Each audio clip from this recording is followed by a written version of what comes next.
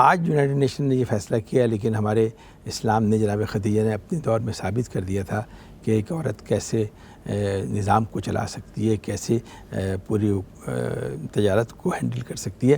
وہاں سے ہم شروع کریں گے. میں سیدہ عابدہ تقی کے حوالے سے بات کروں گا. کربلا سے تعلق اس لیے بنتا ہے کہ جن گودوں میں یہ پلے ہیں ان میں پہلا نام جناب خدیجہ کا آتا ہے. بالکل ایسی جناب خدیجہ نے اپنی دولت، اور یہ سارا قربانی وہیں سے تو شروع ہوئی ہے.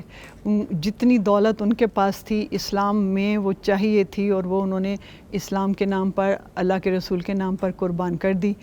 اور انہوں نے خود وہ فقر وہ اختیار کیا، وہ زندگی اختیار کی جو رسول اللہ صلی اللہ علیہ وسلم کا رفیق ہونے میں جو ہے شامل، جس کو ہونا چاہیے تھا. تمام جیسے ایک طاہرہ بطول بی بی میں وہ ساری صفات ہونی چاہیے، وہ صفات لے کر وہ اللہ کے رسول کے ساتھ چلی. 80,000 اونٹوں پر لدے ہوئے سامان سارا سال گردش کرتے تھے. جی، اور کہتے ہیں کہ جب وہ رکھا جاتا تھا، جب ان کا منافع آتا تھا اور وہ رکھا جاتا تھا، تو اس طرف کے لوگ اس طرف کے لوگوں کو دیکھ نہیں سکتے تھے.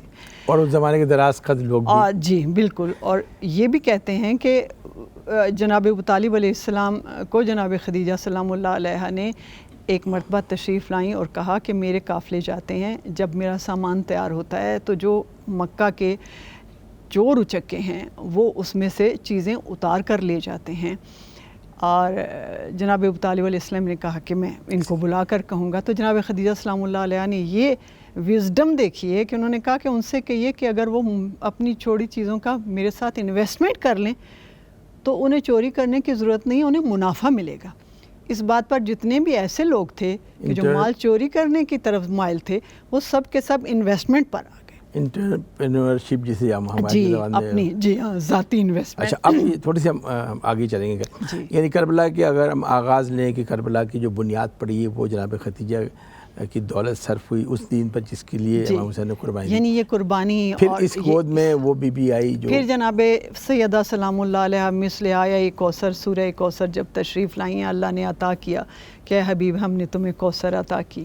جب وہ کوثر بن کر آئی ہیں اور پھر جناب بطول سلام اللہ علیہ نے جو ساری زندگی گزاری ہے اثار و قربانی کی، اور جو اپنا لہو، اپنی تربیت امام معصومین میں، امام مولا حسین علیہ السلام میں، مولا امام حسن مجتبی علیہ السلام میں، بی بی جناب زینب عالیہ سلام اللہ علیہ، جناب ام کلثوم سلام اللہ علیہ میں جو ٹرانسفر کیا، اور جو اپنی خادمہ جناب فضہ سلام اللہ علیہ کے ساتھ جس طرح ان کا رہا ہے اپنے گھر کے اندر.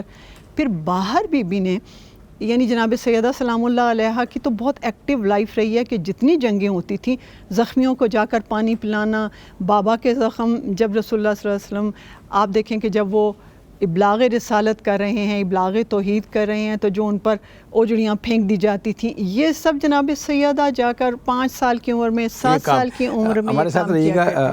گفتگو کو آگے بڑھائیں گے. ایک کچھ لمحے کا ہم بریک لیں گے. جو کچھ اب ہم نے باتیں کی ہیں وہ سوچیے گا کہ اس سے آگے ہم کیا باتیں اور ہو سکیں گی جو کریں گے. آپ ہمارے ساتھ رہیے، ہمارے ساتھ سوچیں. ملتے ہیں ہم تھوڑے سے